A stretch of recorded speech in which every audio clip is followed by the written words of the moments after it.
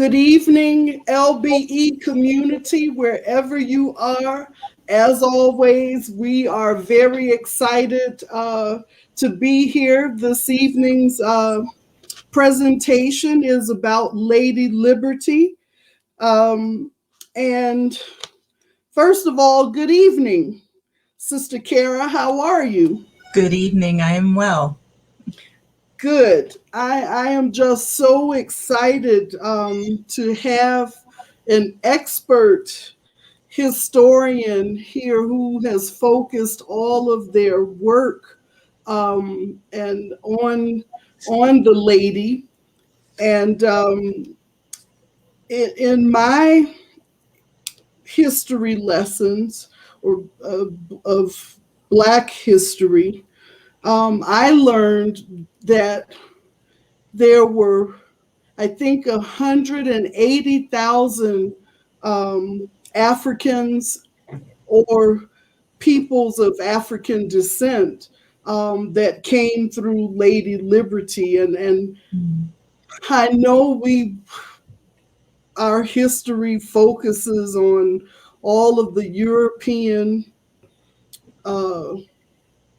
peoples who have come, who immigrated to this country, and the lady is just very much a part of their history.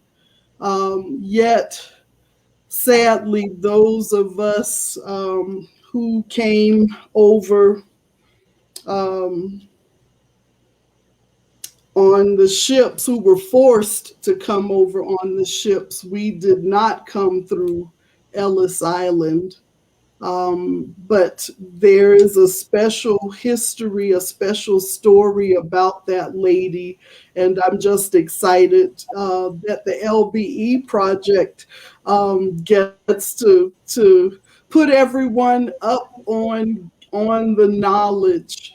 Another history lesson that we did not get in high school history. What say you, Sister Kara? Well, I 100% agree with you. I'm really excited to hear what our presenter will share about Lady Liberty and her history of coming to the United States, and what her origins were and what they kind of became in sort of the American adoption of her under a bit of a different message.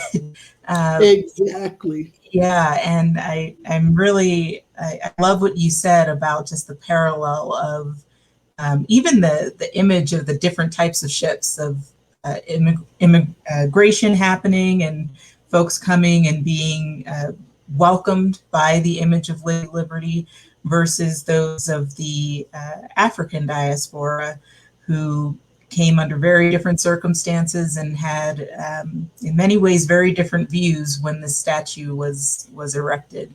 So exactly, yeah. And I hope the presenter does cover. I mean, that those 180,000 souls of African descent that did come between 1892 and 1954, because I remember a little bit as a child growing up in Harlem that there were a few Afro-Caribbean peoples who came through Lady Liberty. So it's just very interesting. But I mean, 180,000 supposedly compared to, and I can't wait to hear the presenter give us some numbers on exactly how many people now who call America home came through Ellis Island. But I got a quick story to share before we bring on our presenter. So my first trip to Paris, I was 12 years old, and Lady Liberty was there. And I was like, wow, in my mind, I thought she had followed us. I thought she had followed us over there. So, but it's amazing to see her stand in Paris as well. So I'm excited about tonight. And so the platform is yours. Thank you so much. Well, it is my honor to introduce you all to our speaker this evening, Dr. Edward Berenson.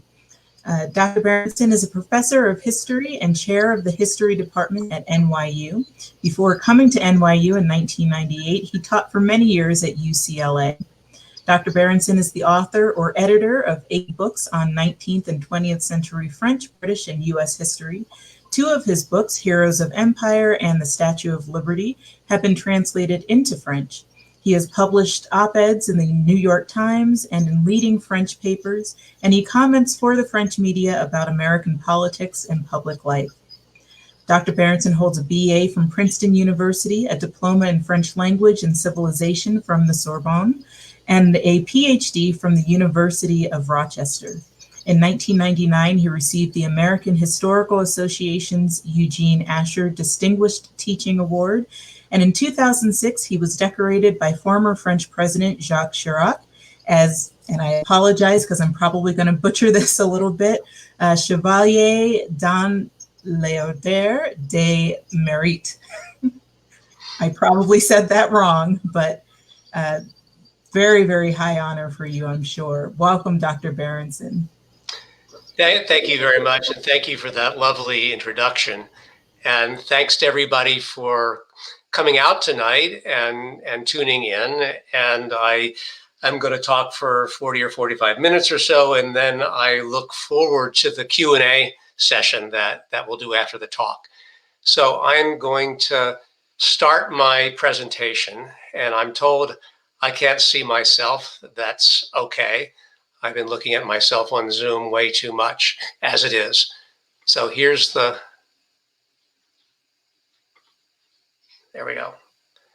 Okay, so this is, I'm shamelessly publicizing the book I published a few years ago about the Statue of Liberty.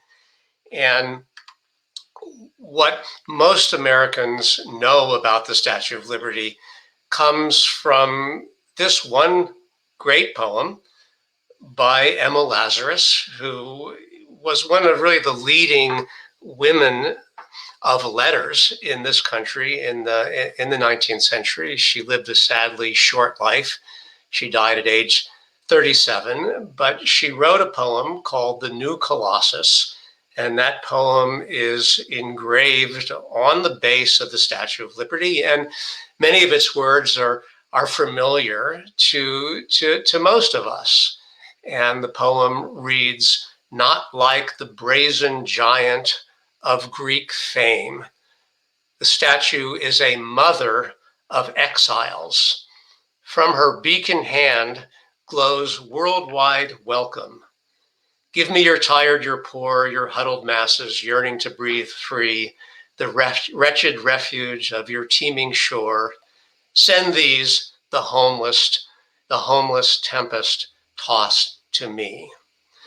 And so those words are familiar. Those are words of welcome to people who are looking for a new life in the United States. And Emma Lazarus chose to base her idea of a new Colossus on this image from ancient Greece, the Colossus of Rhodes, the Greek mythological figure that is standing over the entrance to the harbor to a great city. And of course, this is a male image.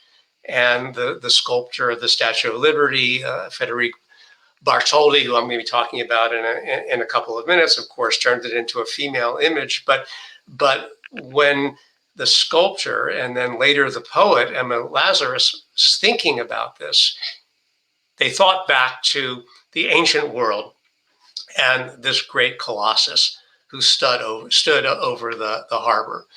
But in the Statue of Liberty, she is a mother of the harbor who stands there to nurture her children who are going to be coming in. And so it's a mother offering welcome to people who are arriving, looking for a new life in the United States. And of course, you just said these are Europeans the Statue of Liberty is welcoming when most Africans were forced into the holds of ships and brought by force over to the United States.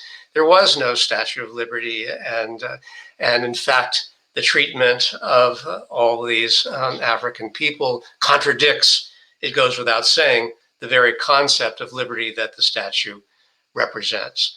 Now, in recent times, under the previous administration, the Trump administration, there was a different take on the Statue of Liberty, not as somebody who's welcoming everybody, but as Ken Cuccinelli, who was in charge of the United States Immigration and Citizenship and Immigration Services during the Trump administration. He said, basically, give me your tired and your poor, but only those who can stand on their own 2 feet.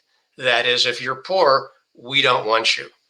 And this was never what the Statue of Liberty was supposed to be all about, in the view of its creator, but especially in the view of Emma Lazarus, who wrote the great poem.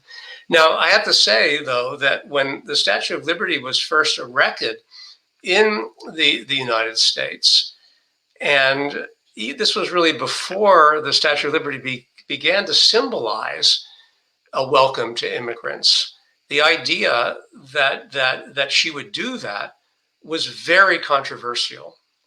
And here you have a poem from 1892, which says basically the opposite of what Emma Lazarus said.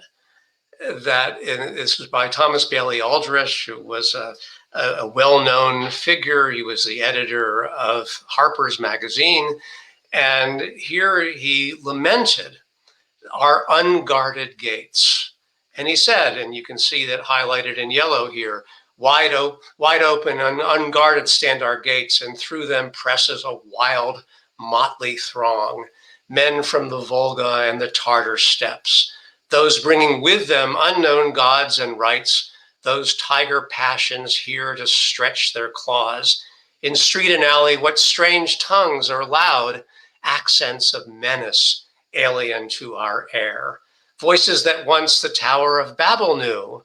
O liberty, white goddess, is it well to leave the gates unguarded?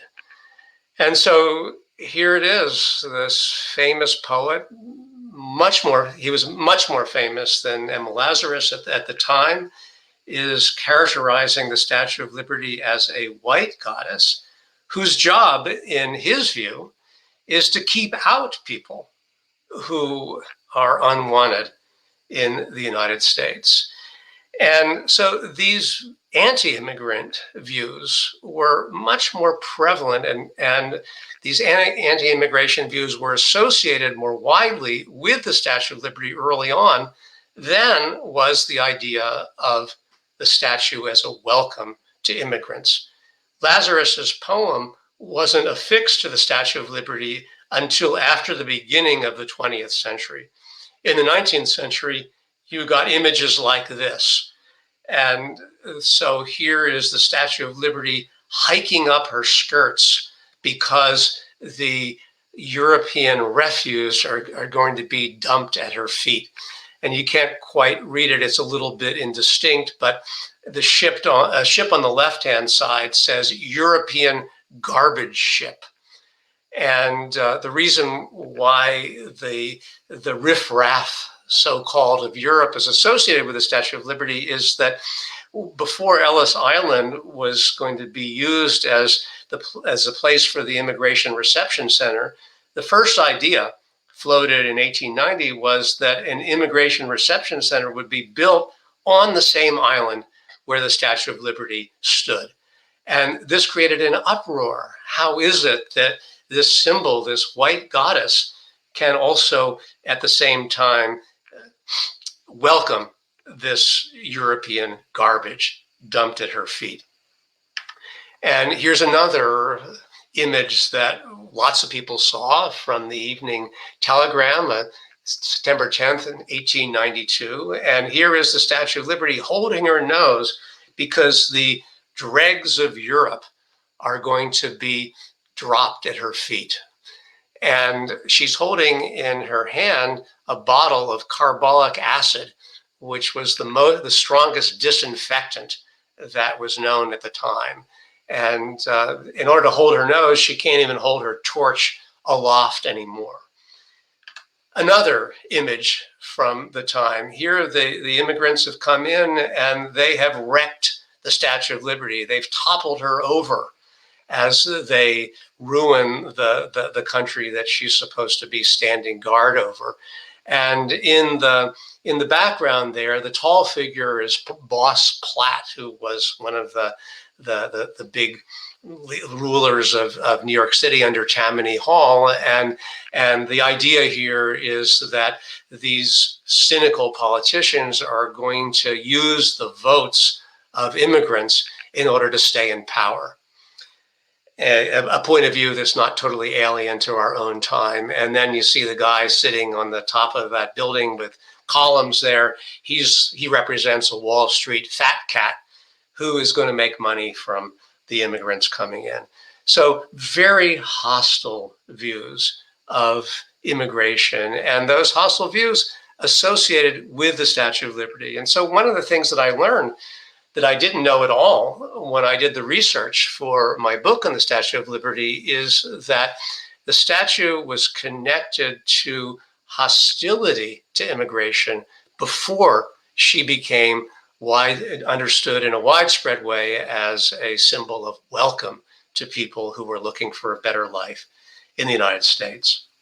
Now, what I want to emphasize is that this man, Frédéric Auguste Bartholdi, who was the sculptor who created the Statue of Liberty, he didn't think about immigration at all. That wasn't on his mind. What was on his mind was creating a gift for the United States that would be the gift of the people of France to the people of the United States. And that gift would symbolize liberty. But not just any liberty, because Bartholdi was a member of the most important group of French abolitionists. And these were people who had played a role in the abolition of slavery in French colonies, which took place in 1848. That is a good 15 years before the Emancipation Proclamation in this country.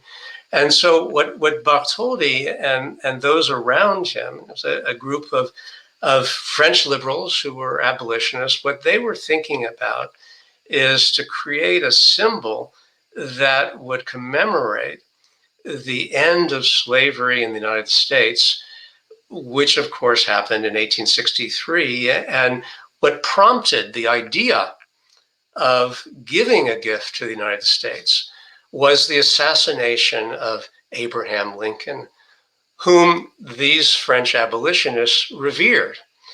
And so with his assassination, with the end of the Civil War and the victory of the North, and with the abolition of slavery, all these factors came together to convince Bartholdi and his allies that they would create a gift to the United States that would symbolize this important new form of liberty. And if you look at some of the early models of the Statue of Liberty, if you can see my cursor here, in her hand is a part of a broken chain. And as the sketches of the Statue of Liberty evolved, and it evolved over 8 or 10 years or so, this broken chain in her hand was replaced by the tablet that we know. But the chains didn't go away. The Statue of Liberty is still stomping on broken chains, symbolizing still to this day the idea that she is breaking the chains of bondage.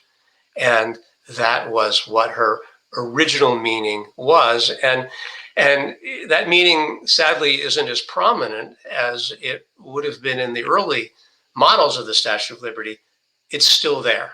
And so I wanted to show you the close-up of the chains that she is standing on above the pedestal that supports her.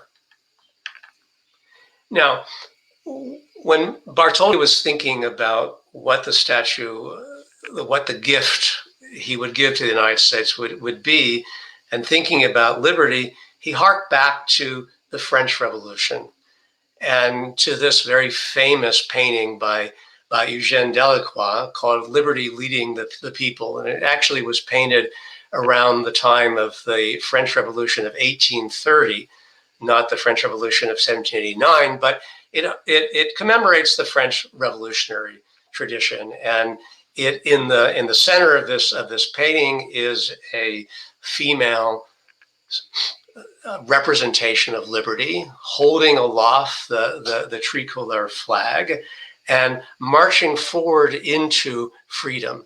But it's a freedom that is going to be hard won. And so flanking her are two young men with guns, and in front of her are bodies that have fallen in the quest for liberty. And so Bartholdi had this in mind, but he was a fairly moderate character. And so he wasn't really wild about having to use violence to achieve liberty. And so he liked the symbolism of the French Revolution about liberty, but he didn't like the violence that the French Revolution involved. And what he preferred was the more pacific revolution that took place in France in February 1848. And here is one of the main paintings that represents this more pacific, less violent revolution. And instead of an image of liberty in motion, a powerful woman striding forward, you have a woman who is seated. She's more sedate, she's more serene, and she's holding the torch of enlightenment. But so you can begin to see how the Statue of Liberty is coming together in Bartholdi's head. And you can see it even more vividly in this coin from 1848 that commemorates the revolution of 1848. And it looks a lot like the Statue of Liberty we know. You see the crown with spokes, and she's wearing classical robes from ancient Greece and Rome. She's seated to be more sedate and more serene. But these are the images that are coalescing in Bartholdi's mind. And so is the idea of a colossus. The first part of the 19th century was an era of colossal building. And one of the most colossal of those buildings is the Arc de Triomphe, the monument in Paris that symbolizes the glory of Napoleon's victories. And it's a huge monument. And so looking at this monument, Bartholdi said, I want to build something that's huge. I want to build something that's colossal. I want to represent the power of liberty with a colossal structure. And so that again made him think of the Colossus of Rhodes. And in the early sketches of the Statue of Liberty, you can see the similarities. You can see the connections. And so as Bartholdi was thinking about this, the idea of liberty, abolition of the enslavement of African people, the idea of a colossus, the harking back to French revolutions, all these things came together in Bartholdi's mind. But he didn't immediately go to New York to set up this statue. His first attempt actually was at the opening of the Suez Canal, the southern opening of the Suez Canal. which was built in the 1860s, opened in 1868. Its engineer was a major French figure, Ferdinand de Lesseps. And so when the Statue of Liberty was opened, there were people in Egypt and in Europe who wanted to symbolize the connection of the Asian and African worlds with the European worlds. And so Bartholdi's first idea was to create this symbol, a female symbol, holding the torch of enlightenment aloft. And it would symbolize the coming together of these different worlds. And this statue was going to be commissioned by the ruler of Egypt, but he ran out of money and he couldn't pay for the thing to be built. And so in 1868, Bartholdi went back to France, and his mind went back to this earlier idea he had of creating this Greco-Roman statue that would symbolize liberty. And starting in 1869 and going into 1870, the notion of building a female representation of liberty that would stand at the opening of the United States, that coalesced in his mind. And so the Statue of Liberty morphed into the Greco-Roman goddess that we know. Let me just show you this picture again. This is the Egyptian model, so it never got built, of course, and this is a clay model. And you can see that this really looks like an Arab peasant woman, and not a Greek goddess. And so when the idea of a female symbol of enlightenment and liberty got transposed to the American context, the classical picture of her came back into shape. And so this then was the definitive model. It's the Statue of Liberty that we're all familiar with. This is what Bartholdi finally came to as he set out to create the Statue of Liberty in the United States. Now, the question then arose is, well, what would she look like? Who was going to be her face? And there's a fair amount of controversy over who was the model for her face among historians who study this sort of thing. And most people believed that it is Bartholdi's mother, who you see here. And I think you can see something of a resemblance here. And we know that Bartholdi was very close to his mother, because when he first came to the United States in 1871, he wrote her every day. Those letters have been preserved, and they are kept in the New York Public Library, and that's where I read them. And so it certainly seems plausible that Charlotte Bartholdi, the sculptor's mother, her face was the model for the face of the Statue of Liberty. But recently, a French historian, Nathalie Salmon, argues that, well, actually, no, it wasn't Bartholdi's mother. It was an ancestor of hers who came he went from the United States, an American ancestor of hers, who went to the United States, from the United States to France. And she found out, Nathalie Salmon, who I've met and interviewed, found out that her ancestor, this woman here, Sarah Koblenzer, visited Bartholdi's workshop, posed for him on a number of occasions. And so Nathalie Salmon argues, well, actually, it's Sarah Koblenzer who is the face of the Statue of Liberty. And this is one of those questions that we can't really answer for sure. I think you could see some resemblances in the faces of both of these women. And in any case, whoever was the model for the Statue of Liberty, in 1875, Bartholdi began to raise the money to build the Statue of Liberty. But it was not just any kind of traditional sculpture, but it was a massive, innovative feat of engineering.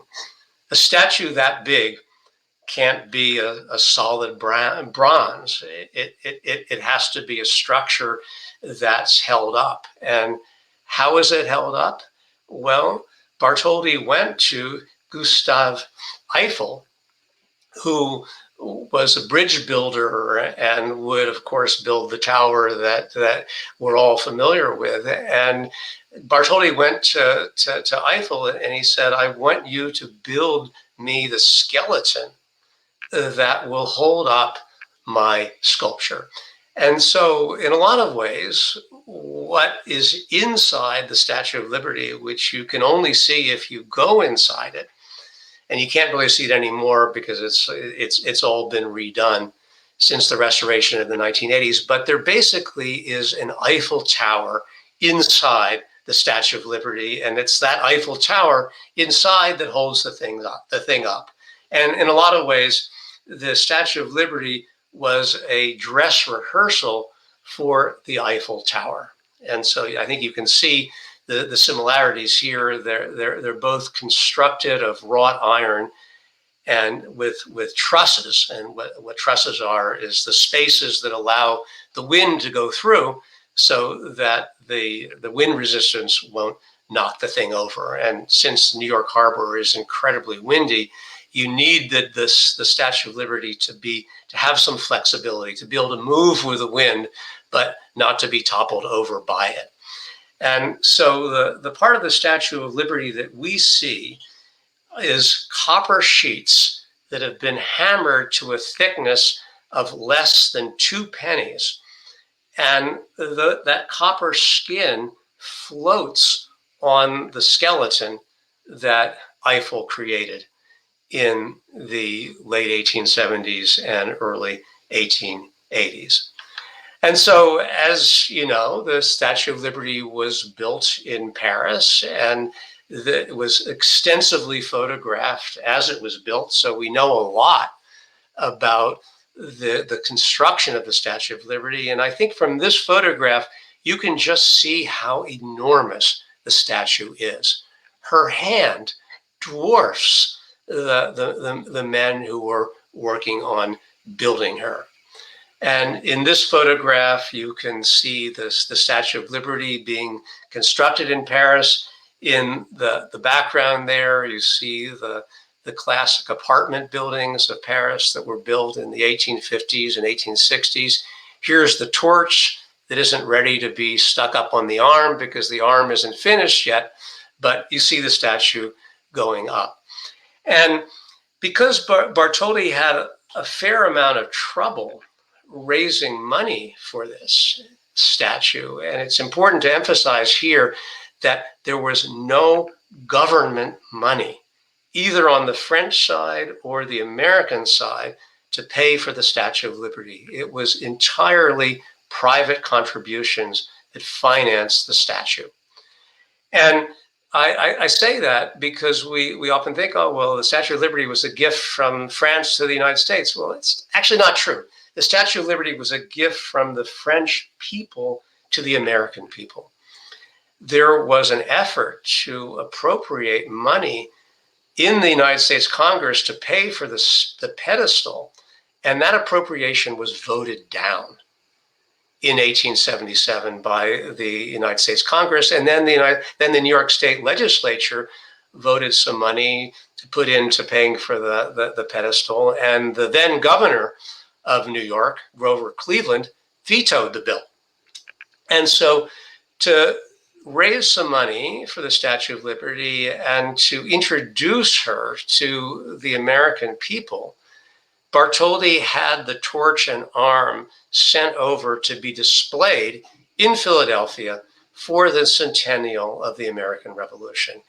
And this torch and arm, you could visit it. You could see these figures here that have climbed to the top, and it became by far the most popular and the most visited and the most photographed exhibit in the entire centennial celebration. And in fact, it was so popular that New Yorkers were jealous, and they started to get worried that Bartholdi was going to build his Statue of Liberty in Philly and not in New York. And so a year later, the torch and arm were transferred to New York City, where it was displayed in Madison Square in 1877.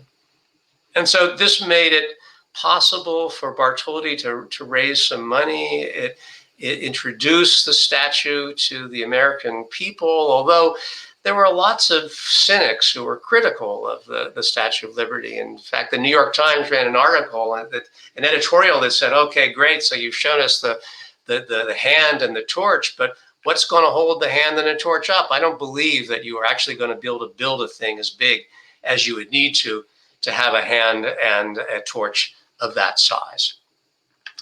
But the construction continued, and so here you see a drawing of the Statue of Liberty towering over the landscape of Paris. And she became so popular in Paris that the Parisians didn't want her to leave.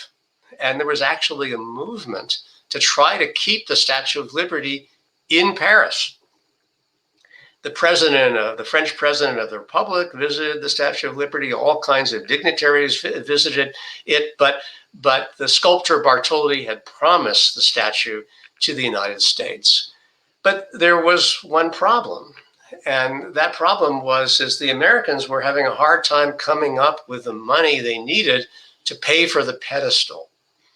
And so this is where the newspaper man Joseph Pulitzer came in. He ran a campaign in his newspaper, and he told his readers, and it was a newspaper that was oriented toward working class people, not toward the elite. And he said, send me your dimes and your quarters and your nickels, and if you can afford it, $1, and any contribution, no matter how small, that you give, I'm going to put your name in the paper. And that's how the United States came up with the money to pay for the pedestal. The wealthy people of New York were unwilling to put up the money. And so it was the working people of New York who paid for it, and a kind of fitting symbol. And so again, extensively painted in Paris. And here you see a painting of the statue, still with scaffolding around it, almost ready to be finished. Now, finally, the pedestal was built, and in 1885, the Statue of Liberty was dismantled and packed into 212 shipping containers, put on a boat, and sent over to the New York harbor, where she was unpacked and reconstructed and perched atop the pedestal that was finally built toward the middle of 1885. And when the Statue of Liberty was finally unveiled in October of 1886, there were great celebrations, and the French people came, and there were speeches given. But there were a fair number of Americans who were unhappy with the Statue of Liberty because for them, America did not represent liberty. And so during the unveiling ceremony, a group of American suffragists, American feminists, chartered a boat, and they sailed out into the New York harbor. And the leader of the group had a megaphone and said, how can you have a woman symbolizing liberty when women in this country don't even have the right to vote? And there were similar sentiments, maybe even more intense sentiments, in a large part of the African American community. And I want to read you a quote from the Cleveland Gazette, which was an African American newspaper published, of course, in Cleveland. And this is the editorial that the Cleveland Gazette published to come out on the day the Statue of Liberty was unveiled. The editorial read as follows: shove the Bartholdi statue, torch and all, into the ocean until the, in quotes, liberty of this country is such as to make it possible for an industrious and inoffensive colored man in the South to earn a respectable living for himself and his family without being Ku Kluxed, perhaps murdered, his wife and daughter outraged, and his property destroyed. So the Statue of Liberty was seen as the symbol of a promise of America that was in many ways not being fulfilled. Now, in the few minutes that remain to me before we go into Q&As, I just want to say a few words about the way the Statue of Liberty has been used in more recent times. And it's been used, of course, to symbolize immigration, the welcome to immigrants. It's been used to symbolize a general liberty that we all hope to enjoy. It's been used to symbolize aspirations for democracy around the world. And it also has been put to more vulgar purposes, that the Statue of Liberty is used in advertising all the time. It shows up in movies, disaster movies, and genre flicks of all kind. But I wanted to show you this picture from the student demonstrations in Tiananmen Square in 1989. And the students there, based on a picture of the Statue of Liberty that they had from a postcard, built out of paper mache a likeness of the Statue of Liberty. And they put her up facing a poster, as you can see, of Chairman Mao. And so what better way could there be to represent the aspirations for democracy in a country in which democracy didn't exist and was, in the Tiananmen Square incident, about to be literally crushed under the treads of a military tank. Now, the statue, as I mentioned, has been endlessly used for advertising. Just a couple of years after the statue went up, already she's being used to advertise French champagne. And so instead of the torch, you've got the Statue of Liberty holding up a bottle of champagne. And she's used it to advertise cigarettes. And so in the top panel, still young and beautiful at age 75. They said it couldn't be done. Well, if you smoke L&M cigarettes, you can stay young and beautiful as well.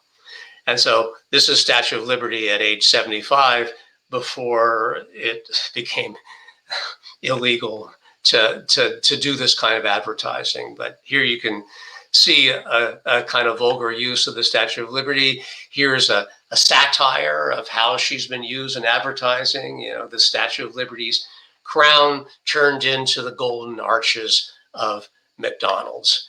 And here a kind of anti-American satire that the Coca-Colaization of the world, American cultural imperialism, symbolized as the Statue of Liberty turned into a Coke bottle. And in the famous last scene in the Planet of the Apes, the Statue of Liberty represents the apocalypse. The statue destroyed symbolizes the projected destruction of the planet Earth in a nuclear catastrophe. Statue of Liberty has been used in political combat, and virtually every day you can find a political cartoon that uses the Statue of Liberty. And here is an anti-George W. Bush cartoon that was on the cover of the Village Voice. And here is former President Bush portrayed as a vampire biting the neck of the Statue of Liberty. And here is a use of the Statue of Liberty to express hostility to President Obama. And so it's Obamacare, which is against the will of the Statue of Liberty. That is Obamacare taking away your freedom. And here is the Statue of Liberty saying that Hillary Clinton is a liar. And here's the Statue of Liberty symbolizing the limits on immigration proposed by the Trump administration. And here you have the Trump deportation task force sending the Statue of Liberty back to France, deporting her and taking out the Eiffel Tower as she goes. And finally, you see this image representing former President Donald Trump compromising US democracy in this particular crude way. But I want to end on a slightly different note. It's still a sad one, but since 9/11, the Statue of Liberty has come to symbolize the resilience of New York City. And so this photograph taken of the Statue of Liberty preserved, untouched, watching the Twin Towers burn, but saying to the world that New York is going to be back. New York is resilient and it will recover from this terrible terrorist attack. Okay, I'm going to stop here and we'll be eager to hear your questions and comments. Thank you so much, Dr. Berenson. That was a fascinating and definitely educational presentation of a lot of things that I think many of us have not heard before. It's a history that a lot of us maybe aren't as familiar with. So I definitely appreciate you sharing all of that with us. I want to start with just a question about if you would be willing to share a little bit about how you came to study the Statue of Liberty. I know we were discussing it a little bit before the presentation started. I'm hoping that you can just share a little bit of that story with our audience as well. Yeah, sure, happy to. So I've spent a lot of my career as a historian studying France, working on French history. I've spent a lot of time there, and I'm a New Yorker and have been a New Yorker for more than 20 years. And so I was talking to my literary agent about a project, what my next project was going to be, and she said, you know, there's a series of books published by Yale University Press called Icons of America, and why don't you propose to them doing a book that would tell both the French and the American sides of the Statue of Liberty story? And I thought, yes, that's a project I want to do. And I'm so glad I did, because I learned so much from doing the research and learned all kinds of things that I just didn't know. You know, I thought I was a historian who knew a lot of history. Boy, there was a lot of history I didn't know, and only was able to learn it from doing the research that I needed to do to write this book. Great, thank you. I'm wondering if you can talk a little bit about the history of France when it comes to Americans or the American struggle with emancipation and slavery.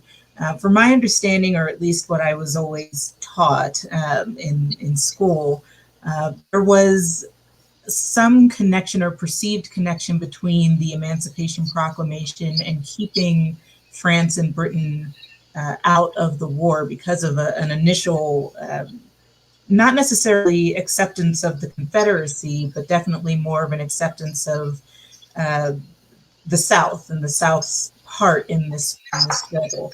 And the view that the Emancipation Proclamation maybe put a kibosh on some of that support.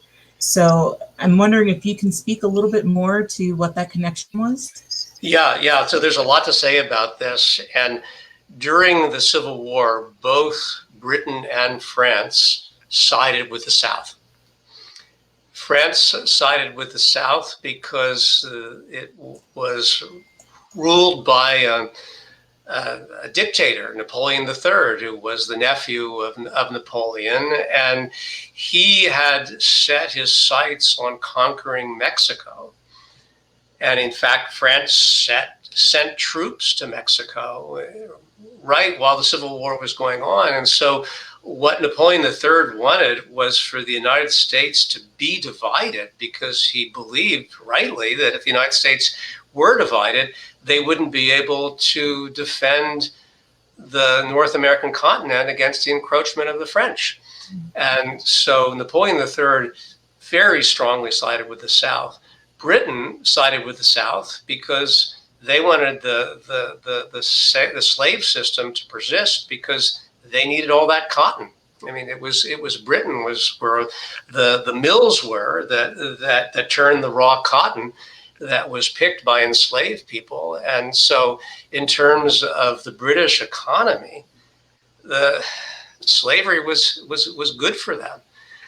And if you take the story back a little bit further to 1848, there's a really interesting connection between the United States and France. So as I mentioned, in 1848, in the wake of the revolution that took place in France there, the French abolished slavery in their colonies.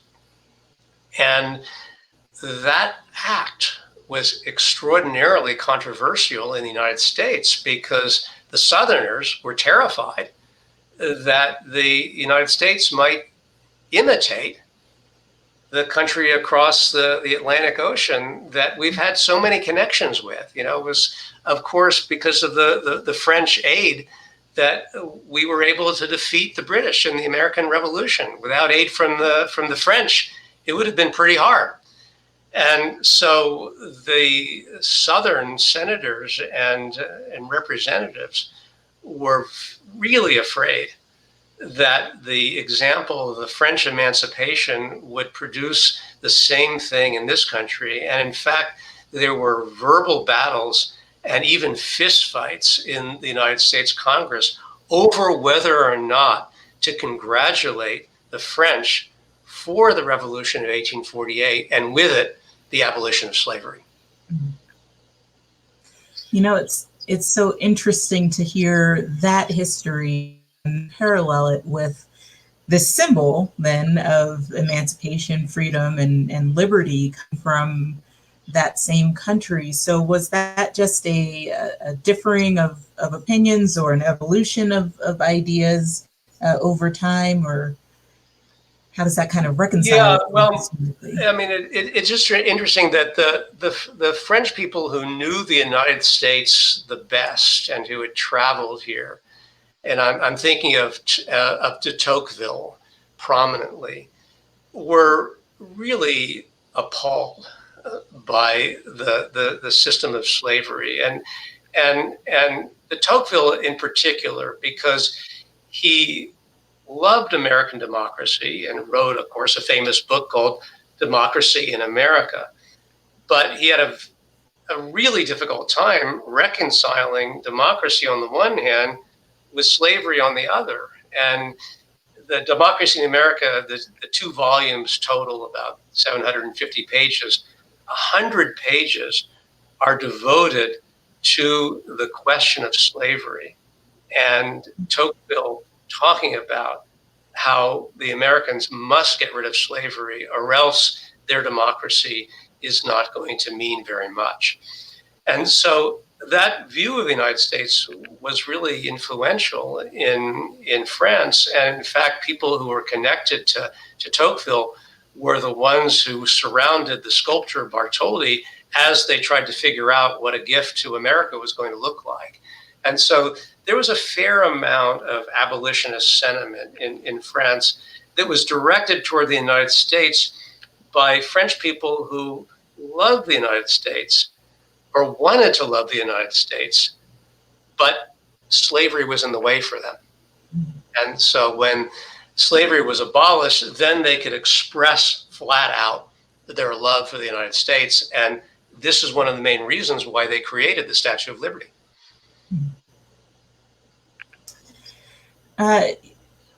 It was really interesting during your presentation, the sharing of the comparative images of how Lady Liberty was kind of conceptualized over time and shifted, and particularly the chains, the image of the chains that moved from her hand then to her feet as representative of stomping on chains of bondage and oppression.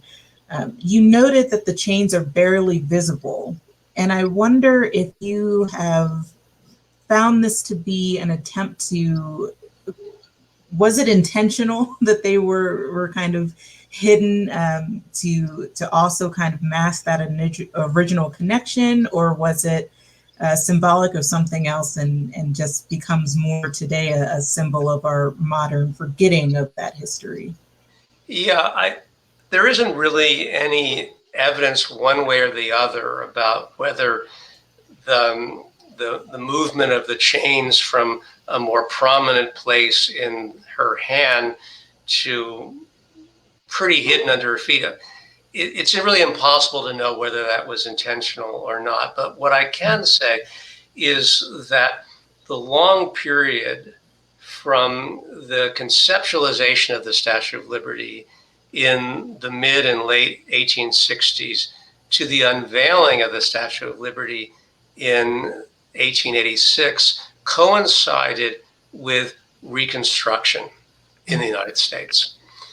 And as you know, Reconstruction produced a furious backlash against the freedoms for African people that the Civil War had brought.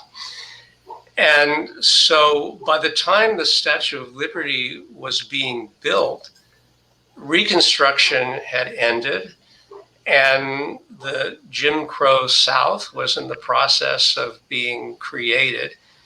And so the symbolism about the emancipation of slaves, at the very least, it receded and probably was willfully forgotten. And I say probably because, I'm a historian, I like to be able to cite evidence. There's no direct evidence one way or the other.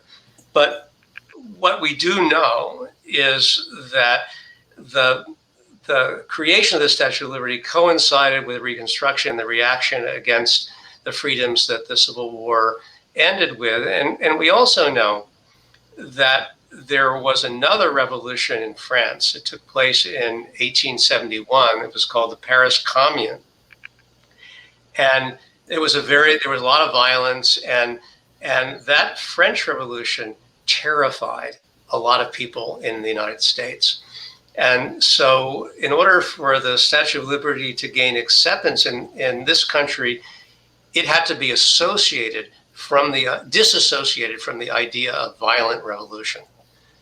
And so during the whole period of the conceptualization to the unveiling of the Statue of Liberty, there was a growing fear of revolution in this country and the backlash against Reconstruction. And those things together probably explain why the chains that represent bondage were de-emphasized. I'm thinking I'm remembering this story correctly, and please correct me if I'm wrong if you're familiar with it, but I'm recalling a story of W.E.B. Du Bois making a return journey to the United States after being abroad and seeing the Statue of Liberty, and having a kind of tongue-in-cheek exchange where it was noted that the statue actually faces away from the United States and is facing towards France. So I'm wondering, first of all, if that story is true or accurate, and then if that subtle imagery was actually intentional, or when we're looking at the image of the Colossus and standing over as kind of a guardian, if that's more the reason why it's facing that direction, or kind of what the intentions were there. Yeah. I mean, you're remembering what Du Bois said accurately, and it was a pretty common reaction by people who were disappointed with the United States, disappointed with our failure to live up to the ideals that were expressed at the beginning of the American Republic. And so often people talked about the Statue of Liberty as symbolizing what the United States should be, but is not. Now, in terms of the way she's facing, the idea all along was going to be that the Statue of Liberty was oriented toward Europe. It was a European man, after all, the Frenchman, Frédéric Auguste Bartholdi, who conceived of the Statue of Liberty. And so from his point of view, the Statue of Liberty needed to be facing out toward Europe rather than toward the United States. And it was about connecting the United States to Europe. And back in the late 19th century, the connections between the United States and Europe were much stronger in a lot of ways than they are today. And so it just seemed natural to just about everybody that the Statue of Liberty would face out toward Europe. And in fact, the original name of the Statue of Liberty before it was called the Statue of Liberty was Liberty Enlightening the World. This was the name that the French gave the Statue of Liberty, Liberty Enlightening the World. And so if you're going to be enlightening the world, you're going to be facing out toward the world and not in toward the United States. Thank you. You read the selection from your book of the clip from the newspaper editorial from the Cleveland Gazette, in which the statue as a symbol of liberty is pretty soundly dismissed as being ridiculous to the extreme, and spoke about it being seen as a unfulfilled promise from America. And I'm hoping you'll indulge me for a second to read a quote from, there's the 2000 NPS summary report. When they did the study on, they were starting to get those, the rumors of the Black Statue of Liberty and the history there. And so they did this report, and this is a section that was taught about the role of African Americans in the conception, the development, and the establishment of the statue and the views of it. And it says, although African Americans played no active role in the statue's conception or design, they contributed to the main fundraising drive for the statue's pedestal, participated in public celebrations during its dedication in New York City, and conducted their own celebrations at that time as well. African American newspapers throughout the country covered these events extensively. Yet for Black Americans, the Statue of Liberty has also long symbolized America's failure to protect their civil rights. In the early 1900s, many African Americans were victims of white supremacists and nativists who used the statue to represent their exclusionary views. Since then, continuing ambiguity among African Americans about whether to embrace liberty, hopefully, or scorn it as a symbol of American hypocrisy, has been expressed in numerous works of art, political debates, and so on, and on at least one occasion, violent protests. So part of the conversation that we have in all of these sessions is talking about the lived Black experience in Arizona and nationally. So I'm wondering how you view this conflicted history of African-American communities historically and even today when it comes to the Statue of Liberty and viewing it as a symbol of either liberty or a denial of it. Well, I think both interpretations are there prominently in the African American community and their reactions to the Statue of Liberty, and it you get people like the quote that I read and some of the material you just read, who say that the Statue of Liberty is meaningless because we as African Americans don't possess liberty. And then there is another point of view which says, yes, we don't possess liberty, but the Statue of Liberty guides us toward a liberty to fight for and strive for in the future. And so to some extent, it's a kind of pessimism versus optimism sort of way of looking at things. And this is true of immigrant communities too. This is true of political radicals. I mean, you have political radicals who say the Statue of Liberty is just hypocrisy because the United States has always exploited working people. And then you have others who say, yes, but we have these ideals that we can work for, that are there in the basic American ideology. And so what the Statue of Liberty teaches us is to work toward those ideals. And so I think that you have always had both ways of understanding the Statue of Liberty in African American communities and other communities that have faced exclusion, oppression, and discrimination in this country. And so I think a lot of it is really about how hopeful you are about whether gains toward more liberty can be achieved. And so a lot of it then depends on when you're talking about. I mean, there are periods in American history where things seem to be changing and people are more optimistic.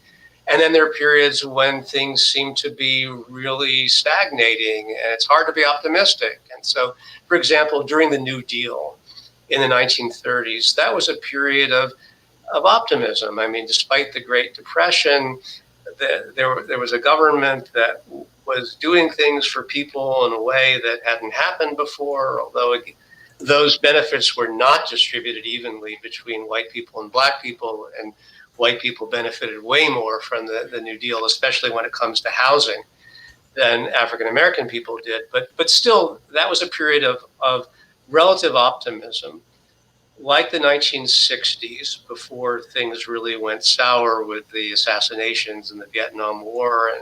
And so in those periods of optimism, the tendency is to look at the Statue of Liberty and say, look, she symbolizes what we can be, what's possible. And so I like to be as optimistic as I can. I mean, lately it's been kind of hard, but I hope we're moving into a period where we can see the Statue of Liberty as offering us hope rather than despair.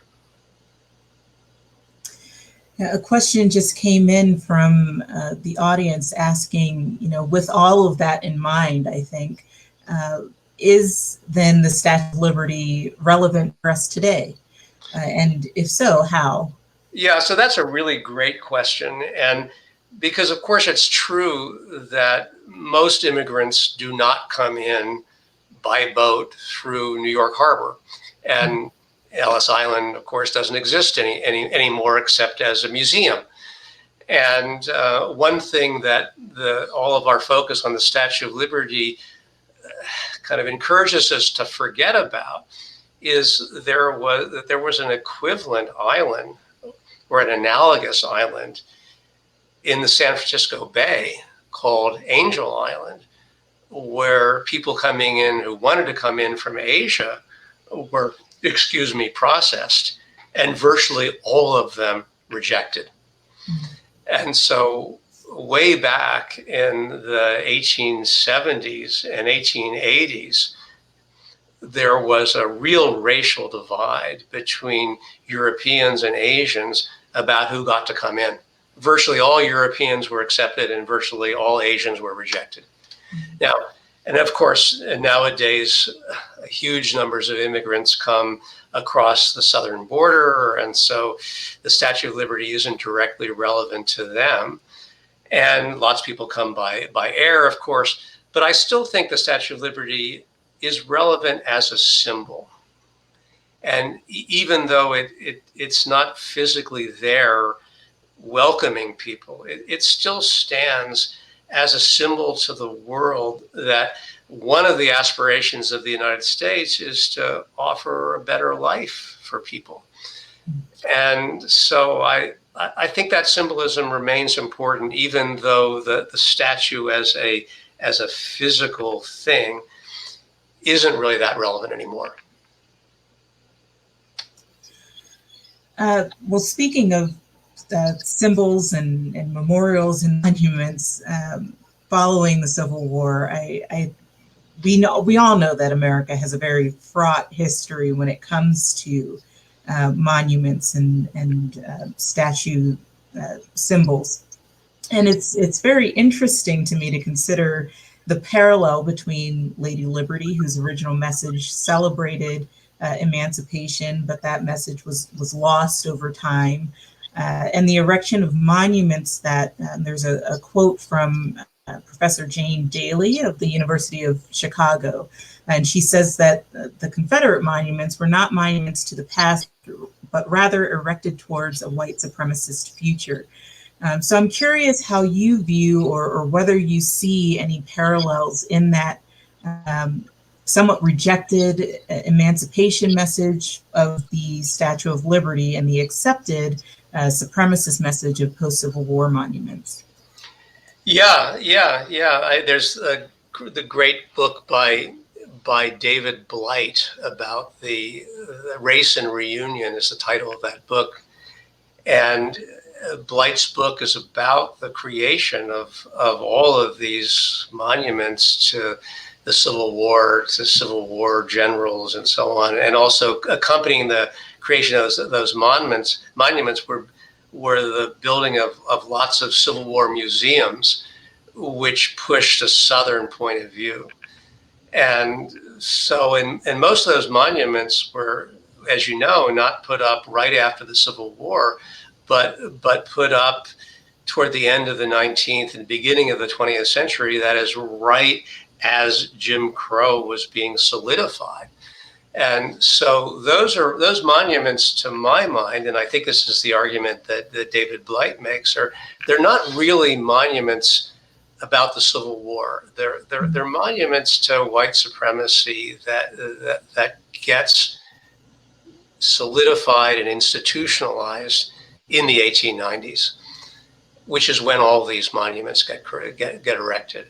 Now, one of the really interesting things about the Statue of Liberty is, as far as I know, no one has called for the dismantling of the Statue of Liberty, or that it should take it down, because it just, no one thinks that it is objectionable. I mean, maybe you might think that it shows that we haven't lived up to our ideals, but as far as I know, no one has said that the Statue of Liberty shouldn't continue to stand because it represents things that are obnoxious and we don't want to have before us in the public square.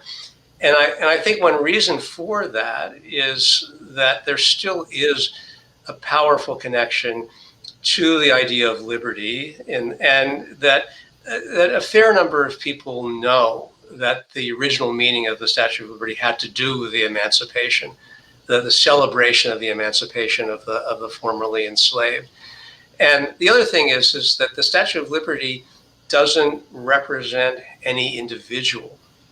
And so we can project a lot of meanings onto her, which is one of the reasons why I think she remains such a vital symbol, is that she's a kind of blank screen. One historian of sculpture, a professor named Albert Boehm, said the Statue of Liberty is a hollow icon.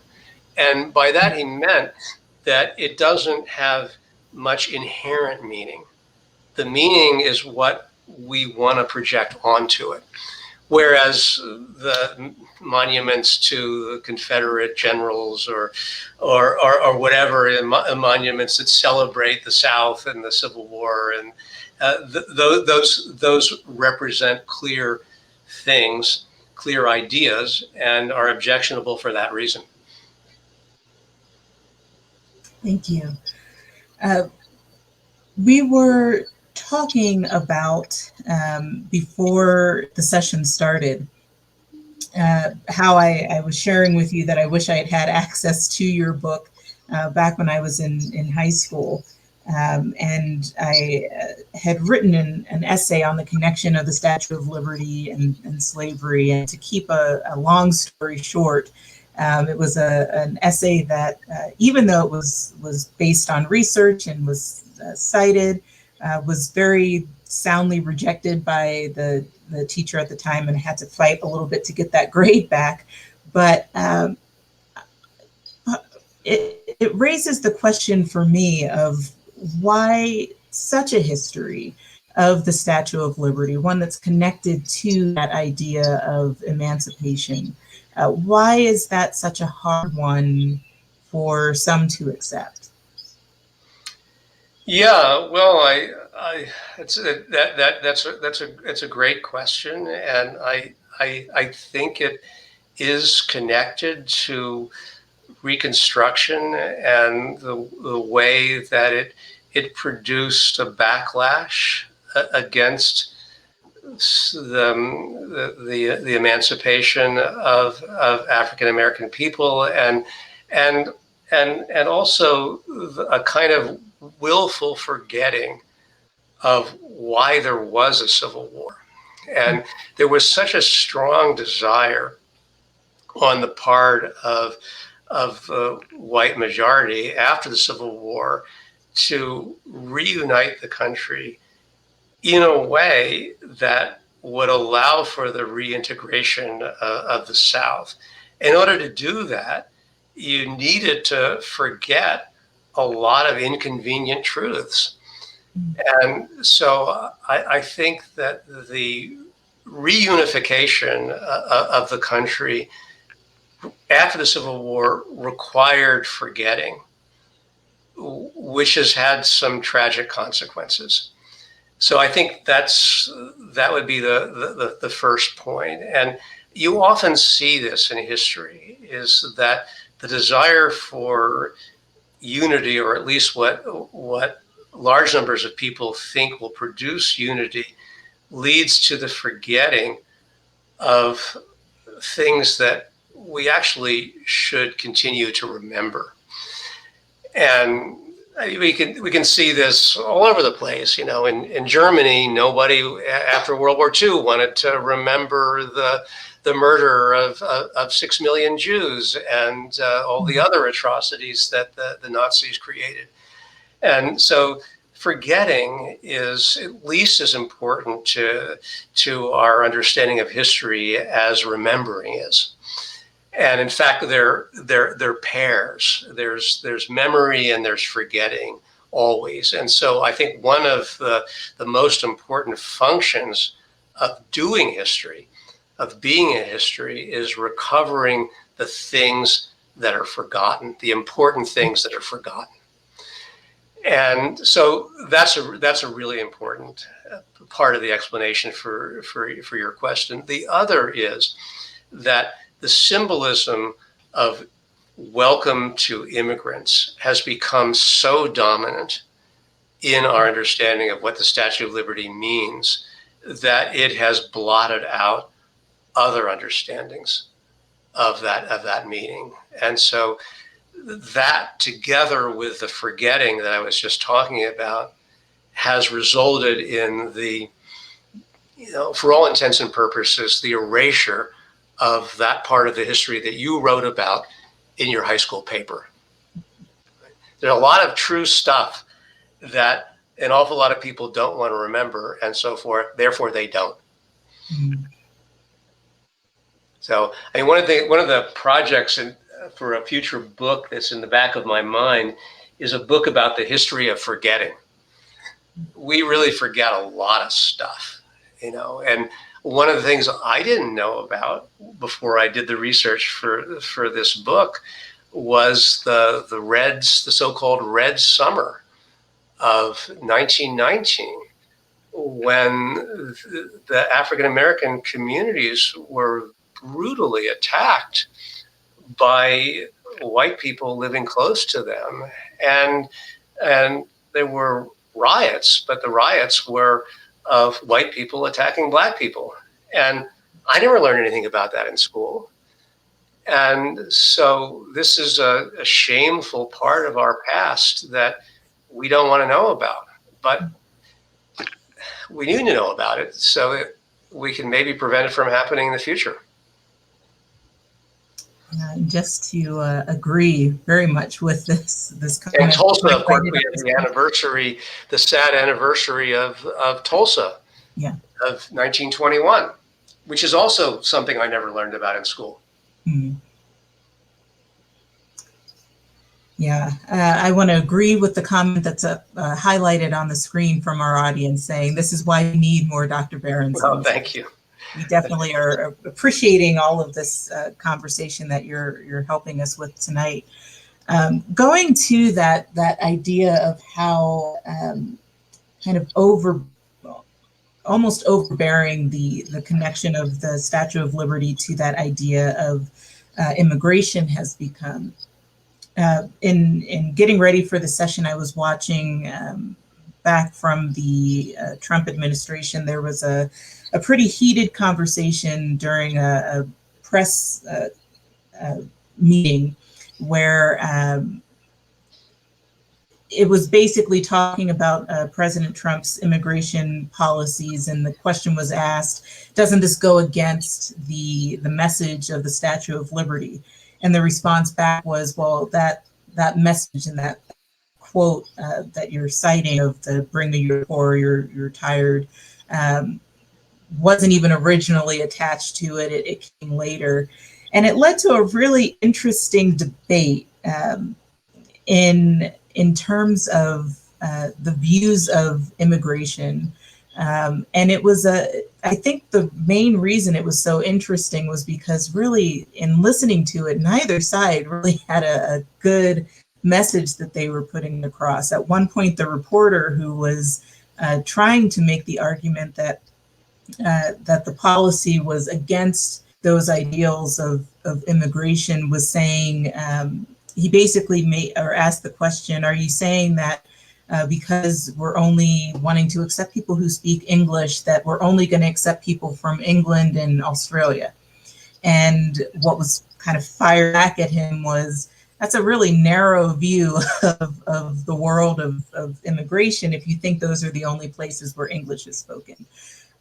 So I feel as though the Statue of Liberty these days is also kind of symbolic of that that struggle of accepting things that are other, that unwillingness to, you highlighted at the beginning the quote that was, bring me you're tired and you're poor, but only those who aren't going to be a burden. And so I'm wondering if that is becoming a kind of prevalent image of the Statue of Liberty, or if we are essentially being called to kind of reevaluate those assumptions and ideas of both immigration and liberty overall.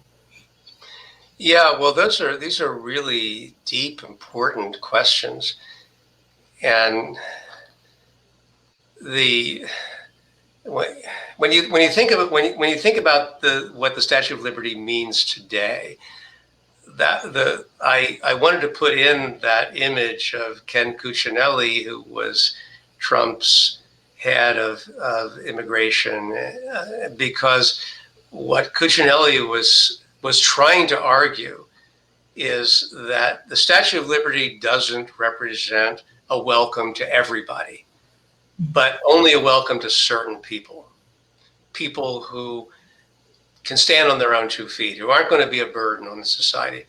And that's totally false. That the Statue of Liberty, as represented by Emma Lazarus's poem, means explicitly we're welcoming the people who need our help. But I also wanted to show all those anti-immigrant images from the 19th century so that people can remember that it's not just in our own time that immigration is controversial. Immigration has been controversial all throughout American history. And from when large numbers of Irish people first came to the United States after the potato famine of the late 1840s, there was massive hostility to Irish people because they were Catholic, and most of the people who lived here were Protestant when the Irish arrived. And most people who have suffered lynching are African Americans, but in fact, there were in the 1890s a half a dozen Italian Americans who were lynched because they were unwanted immigrants.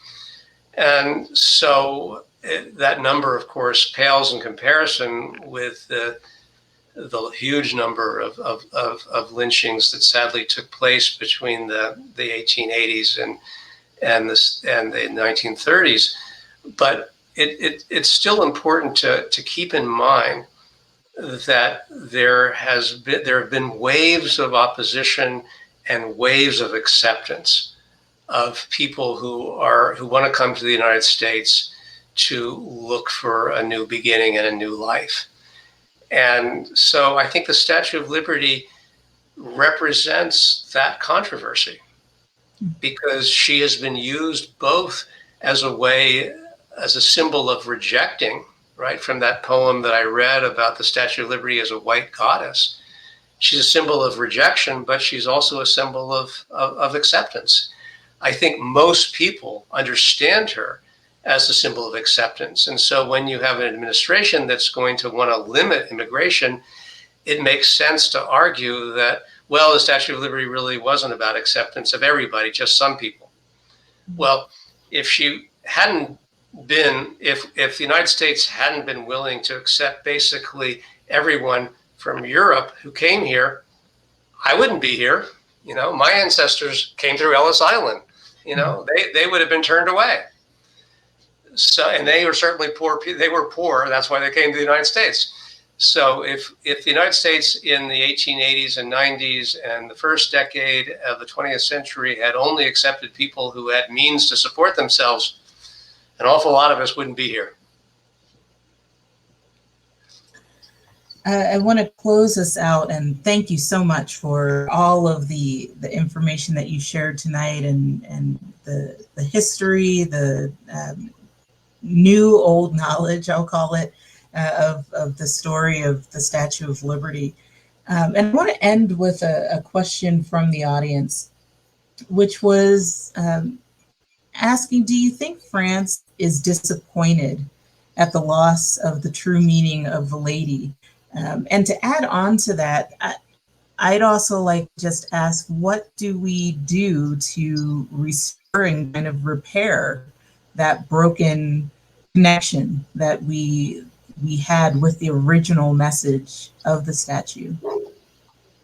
Yeah, boy, those are really profound questions and incredibly important questions. And so just like there is no one United States, the United States represents lots and lots of different viewpoints and perspectives. The same is true with France. And so I think there are a lot of people in France who are disappointed with an awful lot of the way things have developed in the United States. There are others who think that the United States, for all of its flaws, is still a freer and more open place than France is, which can be pretty rigid. And then, if anything, immigration is more controversial in France than it is here, because France, for most of its history, was a country made up of predominantly Catholic people with a smattering of Protestants and a very small number of Jews. And then suddenly you began in the 50s and in the 60s and especially in the 70s to get a huge number of Muslims from former French colonies who wanted to live in France. And so that immigration and the descendants, now second, third, fourth generation of their descendants, there's an awful lot of people in France who are really unhappy that those folks are there. And so it makes it really complicated to talk about how France views the United States, because France itself is so profoundly divided, just like we are. Now, in terms of the other question, what we can do to kind of breathe new life or renewed life into the original meaning of the Statue of Liberty. Well, I'm going to make a plug for history. This is what history at its best can do. It can help us to remember things in our past that would be really important to bring back, that we can be proud of, and that we would be proud of if we could bring them back. But before you can bring them back, you have to know about them.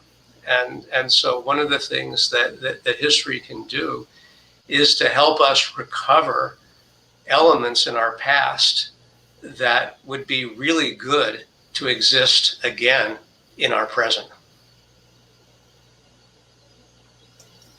Great answer. Thank you so much for, again, engaging with us, sharing with us. We want to encourage our audience to be sure to read Dr. Berenson's book, The Statue of Liberty, A Transatlantic Story, from the Icons of America series. And again, thank you so much for sharing with us this evening and giving us this history lesson and a lesson in the importance of remembering what we've forgotten. It was my pleasure. As we close out this evening, we, again, always want to thank our audience for engaging with us, and we want to let you know what is coming up next. So the next session for the Live Black Experience is going to be looking at Arizona's issue with critical race theory and addressing the question of why critical race theory and educating students about race and ethnic relations has suddenly become the new boogeyman in Arizona. That session is coming up on Thursday, May 27th at 6 p.m. Mountain Standard Time and will be facilitated by Mr. Jermaine Barkley.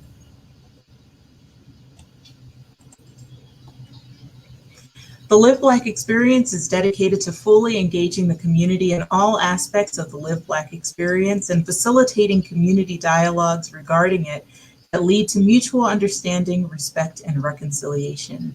We're housed in the historic Murdoch Community Center, which is located on the site of the old Dunbar Elementary School. Dunbar was desegregated almost 2 years prior to Brown versus the Board of Education, and the school system here was held up by the NAACP nationally as a model for education. By taking a few minutes to complete the survey that's linked on your screen and shared in the comments of this live stream, you're helping us to continue to provide the community with relevant and timely programming. And we thank you in advance for your time in completing the survey. And finally, if you enjoy the programming brought to you by the Murdoch Community Center, we ask that you consider helping us to continue that work with a monetary donation. You can do so by going to the link on your screen or scanning the QR code that appears on your screen. And we remind you that the Southside Community Association is a nonprofit 501c3 organization. And we thank you in advance for your generosity in your donations. And in closing for this evening, again, we want to say thank you to Dr. Berenson. Thank you to our audience for joining with us as always and engaging with us to learn. Again, we remind you to be sure to check out his book as part of your educational journey in learning about the Live Black experience, American history, all things that are leading to better and broader understandings. We wish you all a pleasant evening, and as always, we wish that you will be blessed. Good night.